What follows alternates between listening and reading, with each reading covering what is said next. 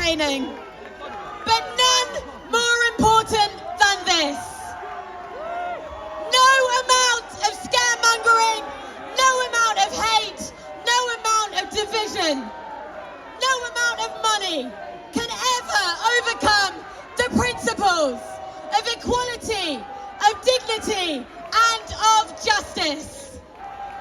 It is one of the greatest privileges of my lifetime to introduce the independent MP for the People's Republic of Islington North and our Prime Minister, Jeremy Corbyn!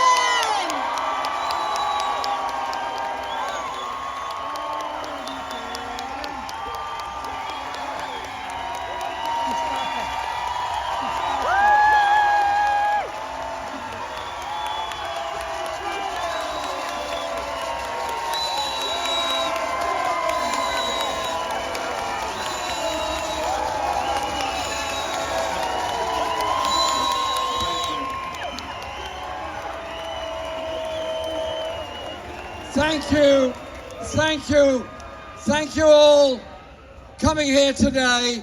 Thank you all for standing by the people of Gaza and the Palestinian people all over the world. What we do here today in London is important, does matter, does make a difference, and I know many of you have made long and expensive journeys to be here. Thank you for your steadfastness for the Palestinian people.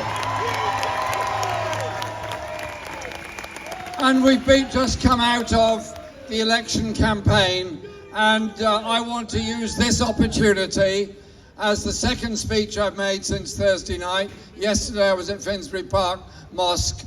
I just want to take this opportunity to say thank you to the people of Islington North for electing me to Parliament again.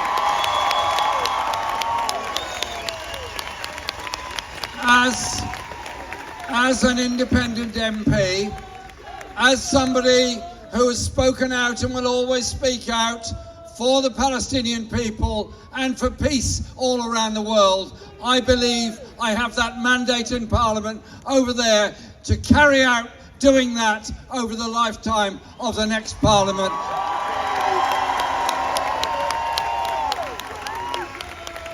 And I want to say that this Parliament will be different to others in many ways. One of them is that I will be joined by four great comrades who were also elected as independent MPs on Thursday. And I'm very proud to be here on a platform with good friends like Leanne and Andrew, Michael and so many others that have done so much to campaign consistently for Palestine. Now in that Parliament we have a great opportunity of giving a message to the new government.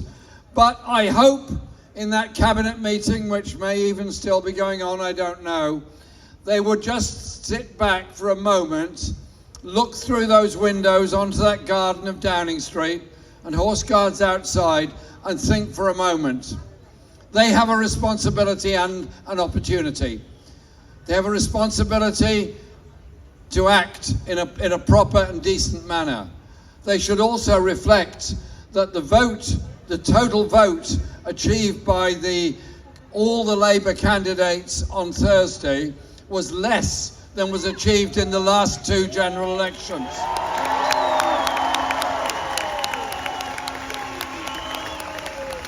A considerable loss of votes from both those elections. And I would wager that those votes were lost in large measure because of the failure of people who knew better and should have taken the opportunity they had to speak out, stand up and say, cease fire now in Gaza. And so it's up to the new government what it does, but it's also up to us what we do. And I just remind them of this. 40,000 people have already been killed in Gaza. Just think about that figure for a moment. 40,000 lives have been lost. Many of those were children. And more are being lost because of diarrhea, hunger, dehydration, wholly preventable conditions. Medicines not available, water not available, food not available, education impossible, universities all bombed, work impossible. A whole society has been destroyed, and it continues to be bombed even more. So, in calling for a ceasefire, you have to ask yourself, from where do all the weapons come that have brought about this destruction? Is it right that this country should facilitate the supply of weapons through the RAF base at Akrotiri into Israel? Is it right that we should be supplying the bombs that are destroying the homes, that are destroying the aid that goes into Gaza? This is a moral question. The morality has to be challenged. Is the morality to kowtow to the arms industry and the arms companies that make the planes, supply the bombs, guide the weapons, and indeed those computer systems that guide those weapons to destroy life? Or is the morality to stand up against those powerful vested interests and say, not in our name is this done? And so this is the message we're giving today to the new government. Listen to the results on Thursday. Listen to the voices of ordinary people. Ordinary people, be they Muslim, Jewish, Christian, Hindu, Buddhist, or of no faith. Listen to some of the ordinary people in Israel. Listen to the people in Palestine. Listen to the people all over the region. And indeed, listen to the students all over the world who occupied their universities. On which side of history do you wish to place yourselves? On the side of those that bombed, destroyed, and killed life? Or do you want to be on the side of those that stood up for peace, for justice, and for hope by ending the occupation of both Gaza and the West Bank and bringing about justice for the Palestinian refugees all around the world? But you know what? Our demonstrations here in Britain are huge, as they are in many other parts of the world. And ignore labels for a moment about who's in which party, who said what to who did what to who.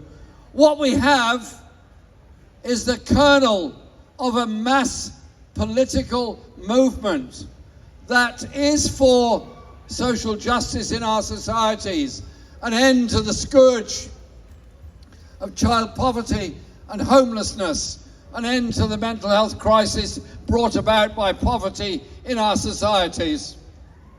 But it's also a movement that wants to see things done differently, not to increase expenditure on weapons when we could be spending that money on more useful things, not to develop a new generation of nuclear weapons, but instead a movement that is about confronting the problems that we all face of environmental change, of economic injustice and poverty and all those things. So my message quite simply to them over there is this: we are the people, we are a movement, we are a voice, we are staying together, we are marching together, we're working together, we're demanding together, we're achieving together, and we will never ever go away.